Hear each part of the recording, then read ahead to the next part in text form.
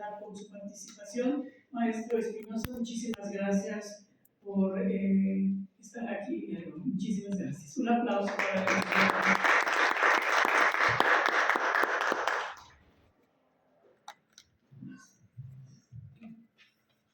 Bien, pues muy buenas tardes a todas y todos. Para mí es pues un honor poder estar aquí en la Facultad de Medicina. La verdad es que no me imaginaba que algún día vendría yo aquí a la Facultad de Medicina a platicar sobre estos asuntos. Me parece muy importante, ¿no? La apertura también al diálogo interdisciplinario para poder pues mirar los temas que nos importan a todos desde distintas perspectivas. Eso pues me parece fundamental y es una de las labores pues básicas de toda universidad, ¿no? Entonces, bueno, estoy muy contento de poderles acompañar esta tarde, pues para tratar, pues un asunto que pues es un asunto de seguridad nacional, literalmente, el tema del derecho a la alimentación, ¿no?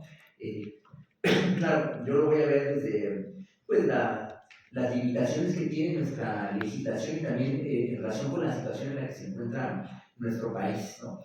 Y bueno, en el ánimo pues, de aportar también a ustedes en los procesos de investigación y en los intereses múltiples que tienen pues, en las actividades académicas que realizan. Bien, miren, no voy a hacer un análisis que dicen los abogados dogmáticos sobre lo que dice la Constitución o la Declaración de Naciones Unidas o el Protocolo de Derechos Económicos, Sociales y Culturales, porque me parece que eso, pues eso es muy sencillo de hacer y no termina de mostrarnos cuál es el problema que nos estamos enfrentando. El problema en que nos enfrentamos cuando hablamos de derecho a la alimentación tiene que ver con el hecho de que actualmente pues, producimos más alimentos de los que consumimos. Y esto es muy paradójico porque la historia de la humanidad más bien ha sido la contraria, ¿no?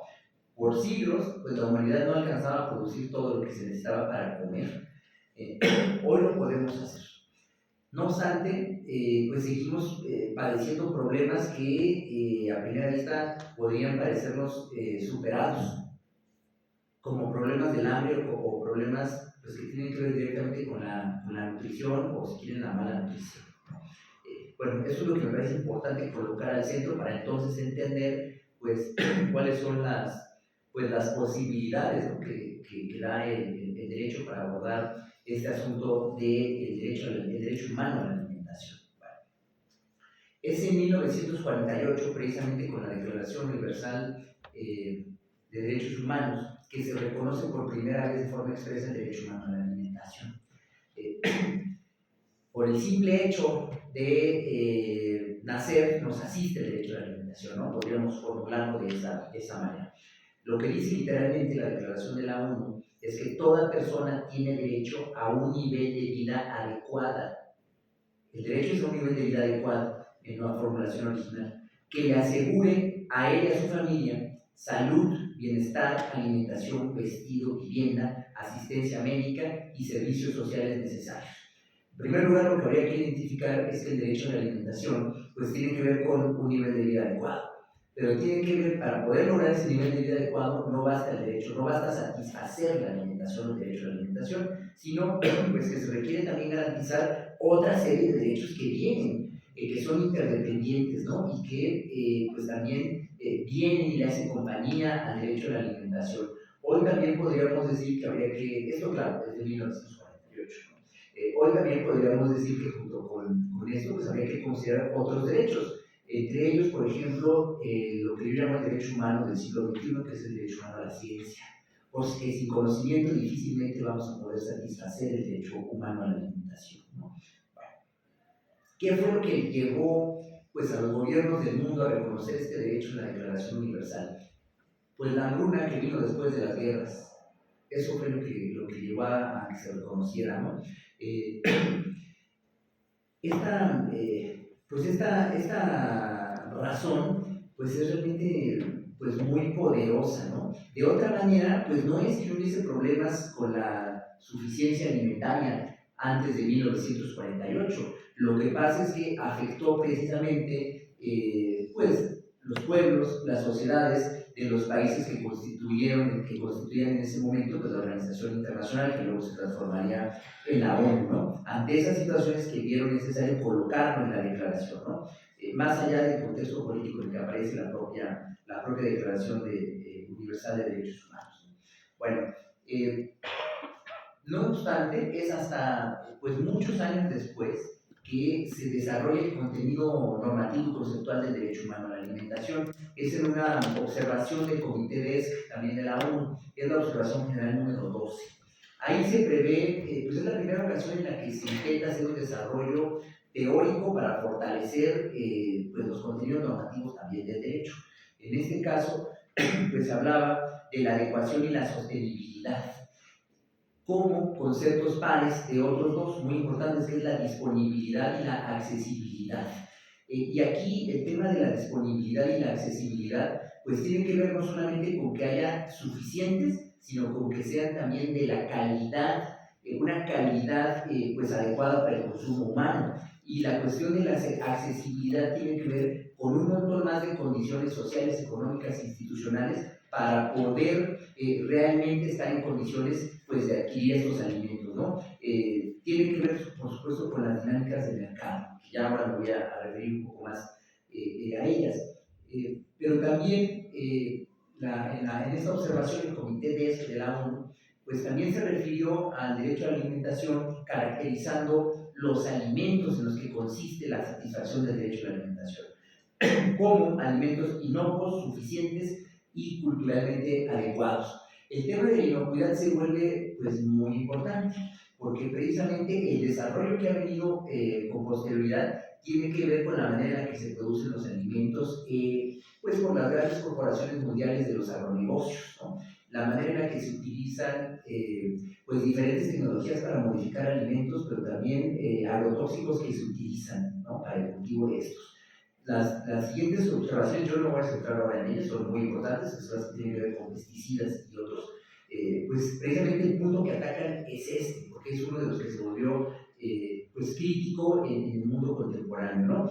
En el caso de nuestro país, pues eso está relacionado con el combate de muchos años en torno con pues el consumo, la producción, la distribución, en gran parte ilegal, y el consumo de organismos genéticamente modificados, particularmente el tema del maíz, que como sabrán, pues ahora en noviembre del año pasado, pues hubo una controversia en el TEMEC, el Tratado de México, Estados Unidos, Canadá, que finalmente se resolvió en contra de México, precisamente relacionado con el maíz transgénico y el uso de glifosato, no solamente en relación con la producción, sino también con el consumo, limitando no lo que se produce, básicamente decía, bueno, México produce lo que tú quieras, pero no puedes limitar el consumo porque el consumo es una medida que afecta o restringe de forma injustificada las importaciones que hacemos desde Estados Unidos a México, ¿no? Que pues mayoritariamente el 90%, pues, o más del 90%, pues es maíz transgénico, ¿no? De mala calidad.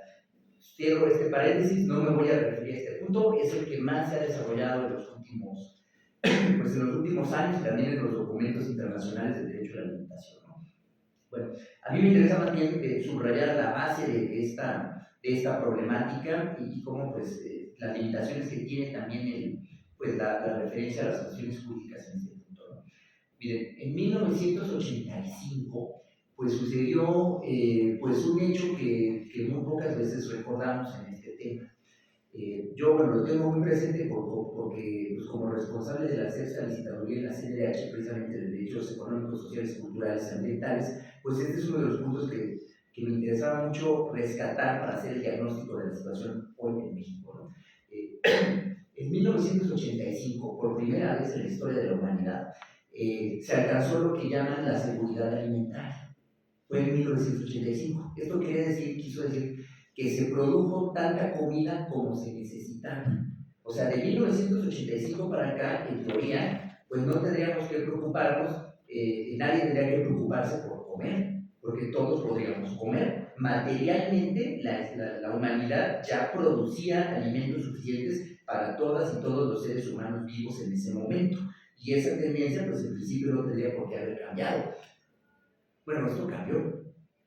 Hoy producimos mucho más de lo que se consume, mucho más alimentos de los que se consumen, pero aún así hay gente con hambre y hay gente pues con malnutrición, con problemas de malnutrición. Aquí pues, les refiero muy rápido un par de datos que identifiqué. La FAO, que es la instancia especializada en Naciones Unidas para la Alimentación y la Agricultura, en 2024 señaló que pese a que los agricultores del mundo producen suficientes víveres para toda la población del planeta, el hambre persiste y flagela 733 millones de personas por razones que incluyen conflictos armados, desplazamiento de por medio, recurrentes eventos climáticos extremos y pues la pobreza y las brechas de desigualdad. ¿No? Este es un hecho reconocido y es muy importante pues, tenerlo en nuestro horizonte de referencia. Bueno, a ver, las soluciones que se han intentado dar frente a este problema, pues tienen que ver con soluciones distributivas, ¿no? Se dice pues en política económica y también en teorías de la justicia. El texto de Amartya Sen sobre este tema en referencia a la India, pues precisamente tiene que ver con el problema del hambre en la India. Bueno, soluciones distributivas, ¿a qué se refieren? Pues se refieren precisamente a cómo desarrollar el concepto de seguridad alimentaria como una medida, una política pública que permitiría salir al paso pues, al problema pues, del hambre y de la malnutrición en sociedades que ya producen más de lo que efectivamente necesitan consumir. Bueno, ¿a qué es a lo que se refieren con seguridad alimentaria y cómo la caracterizan? Como una política pública de suficiencia, de estabilidad de la provisión, una política pública, dicen, de autonomía, en donde pues, los pueblos consuman, se alimenten de lo que producen, ¿no? Lo cual, bueno, esa no es la tendencia mundial hoy. También una política pública caracterizada por la sustentabilidad y la equidad, o sea, que el reparto de los alimentos pues, se dirija según se requiera, ¿no? Y no necesariamente de manera igual, idénticamente igual en todos los casos. Bueno, esta solución distributiva de seguridad alimentaria pues fue la política que acompañó pues todas las políticas económicas que llaman neoliberales y se topó con muchos límites en su momento. Ante ellos que precisamente pues aparece la noción de la soberanía alimentaria. La idea de soberanía alimentaria pues, se ha reivindicado desde el movimiento campesino, indígena, también desde la academia y también pues incluso ya desde ciertos gobiernos. Seguramente saben ustedes que hace unos días finalmente se publicó en el Diario Oficial de la Federación y entró en vigor las reformas más recientes de la Constitución mexicana, ¿no? A los artículos 4 y 27. Precisamente en el artículo 27 es donde ya se contempla ahora el asunto de la soberanía alimentaria, también la defensa de la milpa y la promoción de las prácticas agroecológicas, ¿no? Es muy importante que gobiernos en el mundo empiecen a reconocer y México, bueno, pues lo ha hecho ya y lo ha hecho apenas hace unos días, ¿no?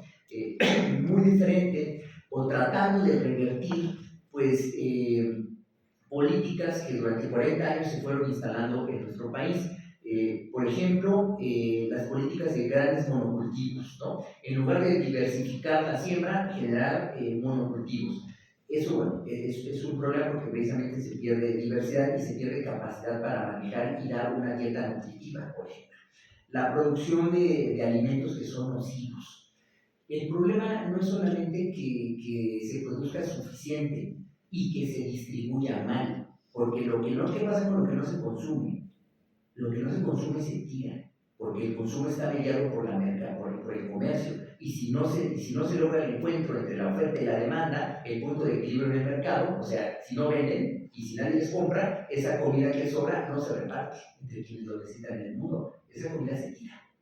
¿Sí? Entonces no es solamente ese problema, que ese problema existe, el problema es también la calidad de los alimentos, porque lo que ha estado sucediendo es que el desarrollo de la tecnología y los contornos de la modernidad capitalista pues nos ha llevado incluso a que la tecnología se mete en los alimentos, y los alimentos que se producen pues resulta que son alimentos que no nutren, que son alimentos que incluso enferman y dañan al organismo humano, ¿no? Seguramente bueno, ustedes tendrán muchos mejores datos y mayor precisión en los argumentos de este punto, pero pues es un efecto de los ultraprocesados, ¿no? Yo ahora daré solamente de referencia a algunos datos que encontré para el caso de México, ¿no? Un tercer elemento, pues importante al que hace frente la defensa de la soberanía alimentaria, como hoy lo hace la Constitución mexicana, pues es precisamente la sujeción de la alimentación al mercado. Es decir, en lugar de tener una perspectiva de la alimentación como un derecho humano, se tiene una perspectiva de los alimentos como mercancía. Y en lugar de garantizar la alimentación suficiente y nutritiva para todos, y no accesible, etc.,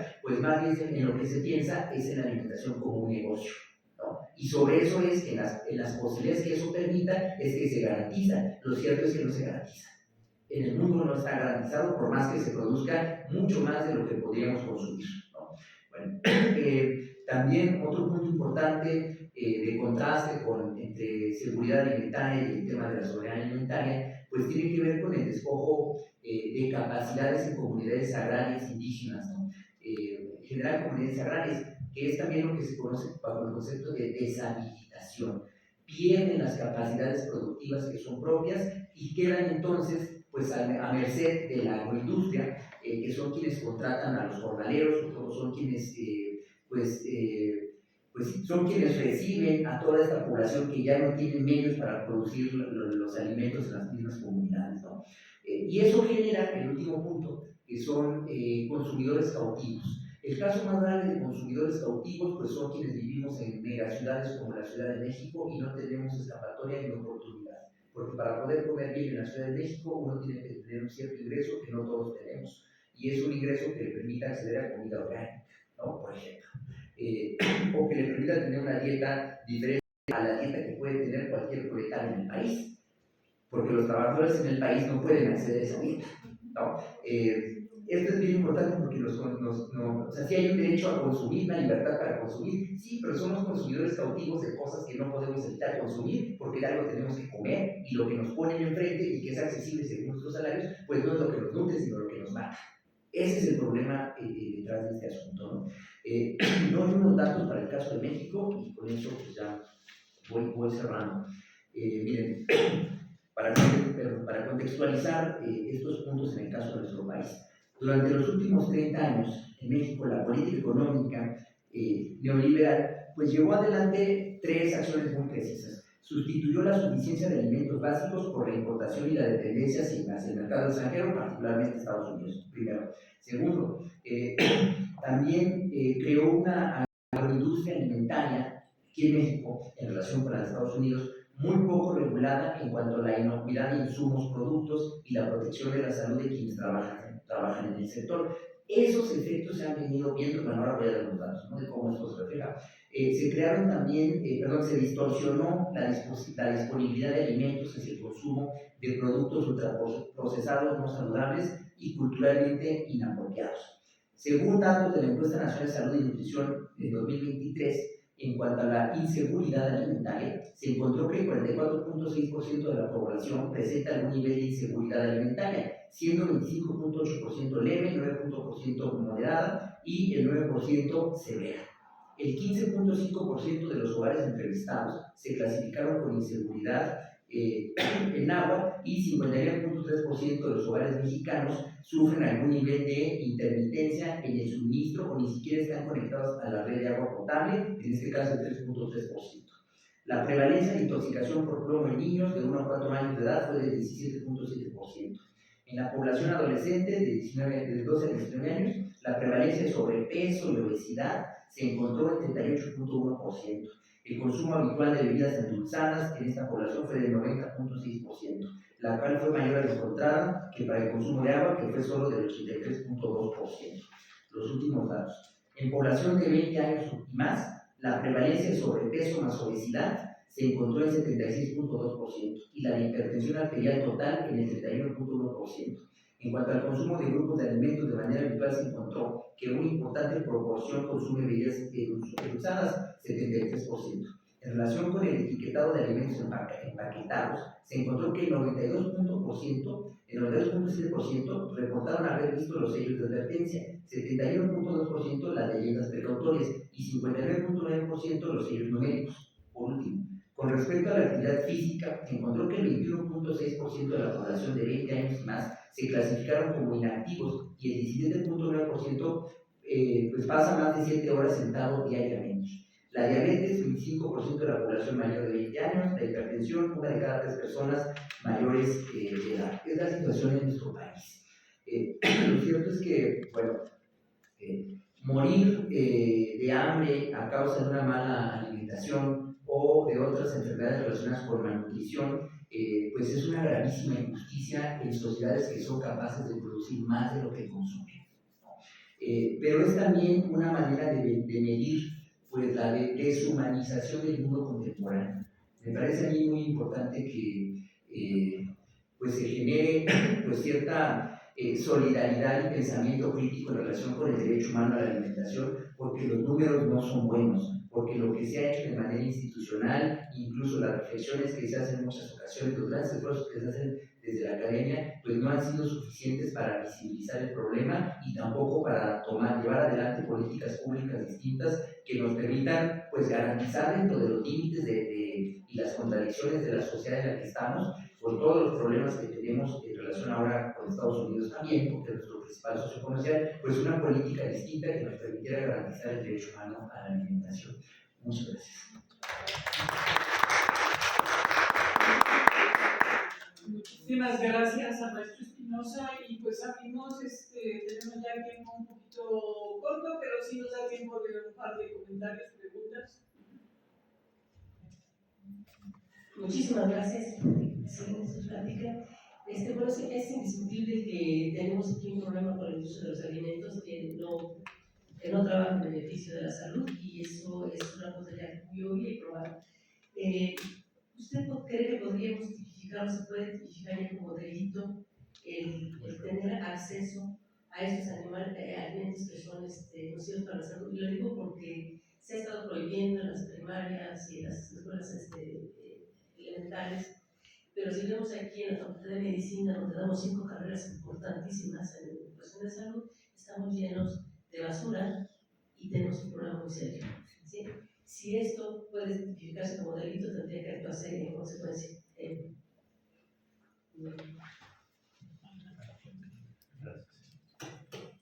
Maestro Raimundo, muchísimas gracias por su ponencia. Bueno, a mí me parece muy importante la última reflexión sobre pues, que si nos estamos muriendo de hambre con un país con el mundo que produce mucho mercancía de comida, sin embargo, pues también comiendo se está muriendo la gente. La gente está comiendo basura, está comiendo veneno, y eso pues se relaciona también con el derecho humano a la salud, y además con eso pues tiene que estudiarse con el derecho humano a la ciencia. Yo creo que pues, hay una triple relación entre el derecho a la alimentación, a la ciencia y a la salud. No sé si me pudiera ayudar a profundizar sobre eso. Gracias. Sí, muchas gracias, contesto ambas. Qué buena pregunta. A ver, en este momento estamos con pasos muy lentos, porque estas son iniciativas que se han querido tomar desde antes y ha sido muy complicado pues que fructifiquen el prohibir ciertos alimentos, por lo menos a nivel de primaria, ¿no? Pero es muy importante, precisamente por los datos que se siguen generando y que vamos viendo año con año incrementarse, pues es que por fin se han tomado estas medidas. También, por ejemplo, el tema del etiquetado, pues ha sido toda una batalla. O sea, las empresas promovieron juicios para echar abajo las reformas legales que establecían la obligación de poner los etiquetados, ¿no? En fin, o sea, ha sido batallas ya de mucho tiempo para tratar de primero de informar mejor a la población para que pueda decidir mejor, pero cuando eso no es suficiente, porque son consumidores cautivos, y en el entendido, ojo, muchos de estos alimentos, el secreto es que generan adicción, y la gente de repente no puede detenerse. O sea, eso bueno, ustedes deben saberlo más, pero pues ese es un problema, es una enfermedad, ¿no? Es un problema, la adicción al azúcar, por ejemplo. Bueno, me parece a mí que un Estado garante de derechos humanos, que ese es su propósito, y defensor, protector del Estado de Derecho, de los bienes, de los bienes humanos, de los derechos de las personas, pues debiese tener como misión básica pues actuar en este tipo de asuntos, porque la población se está enfermando y está muriendo, ¿no? Incluso cada vez más joven, porque son los datos que tenemos, ¿no? A mí sí me parece muy importante, muy necesaria una acción contundente por parte del Estado. ¿Cuál es la acción más contundente de un Estado? Más allá de las acciones de seguridad nacional, que son otra cosa, aunque yo no estoy diciendo eso, porque me parece que el problema es por ahí, ¿eh? Bueno, pero las acciones más contundentes antes de eso, pues es lo que llaman los abogados el jus puniendi, ¿no? El derecho penal, que es precisamente donde aparecen los delitos. Hasta ahora, ¿qué hemos hecho? Hemos reconocido delitos contra la salud. Si ustedes revisan el Código Penal Federal, todos tienen que ver, pero con estupefacientes, tráfico de narcóticos.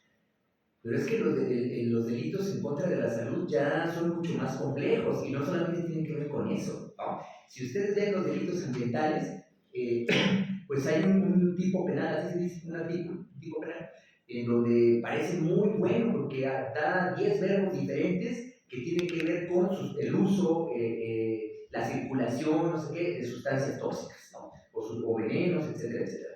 Bueno, pero nunca vincula el tema ambiental con el tema de la salud humana. Se mantiene desvinculado lo que se llama en la ley de salud, salud humana. No aparece como delito, porque desvinculan el ambiente de la salud humana. Ese es un gran problema. ¿Por qué? Muchas de esas cosas que estamos consumiendo, cuando se consumen después de un tiempo y en ciertas cantidades, pues van generando y acumulando estos problemas. Cuando no tenemos esta vinculación entre, bueno, por un lado lo de la ley de la salud, pero cuando no tenemos un tipo específico que regule, que limite los riesgos, que establezca con claridad los riesgos y sanciones para quienes sobrepasen los límites permitidos del uso de estas sustancias para consumo humano, pues lo cierto es que me parece a mí que estamos permitiendo, y el Estado tolera, si quieren decirlo así, más que permitir explícitamente, tolera, pues que toda su población siga consumiendo este tipo de productos hasta llevarlos a la enfermedad y la muerte. Me parece a mí que es una decisión bien complicada porque hay muchos intereses por medio, pero es también pues un tema al que tarde que temprano vamos a llegar. ¿Por qué es eso? O entonces aún así fortalecemos las prácticas agroecológicas, ¿no? Llevamos adelante el derecho humano a la ciencia en contra de tecnologías o de productos que son nocivos, de desarrollos tecnológicos que también lo son, y reconstruimos pues la producción nacional, el campo en México. Ese es el otro gran trabajo que habría que hacer. Si no hacemos eso, tarde que temprano vamos a tener que llegar a medidas represivas que aún así no van a salvarnos. Porque si seguimos permitiendo esta producción y consumo de todos estos venenos, ¿no?, de manera irreflexiva, pues por más que repriman con derecho penal, lo cierto es que va a seguir sucediendo, ¿no? Bueno, y lo otro creo que un poquito ya también me referí, ¿no?, la vinculación con el tema pues ambiental, sobre todo yo no olvidaría ahí el tema agrario, porque es lo que está en juego en la producción de alimentos, y el derecho a la ciencia, que tiene que ver también con el campo y la producción, por supuesto, pero también tiene que ver con la tecnología que usan pues, las empresas que producen alimentos, ¿no?, de forma industrial. O sea, yo creo que ahí pues se requiere el desarrollo de nuevas tecnologías y sobre todo pues la inclusión de principios que son internacionalmente reconocidos en el derecho, también en México, como el principio precautorio y otros, ¿no?, ya no solo de precaución, sino de prevención, que no los aplicamos en la industria mexicana, que es todavía, pues es una industria que sigue desregulada precisamente en estos temas, y ahí realmente pues hay un gran pendiente por parte del Estado mexicano. Muchísimas gracias, la verdad es que como han visto ustedes,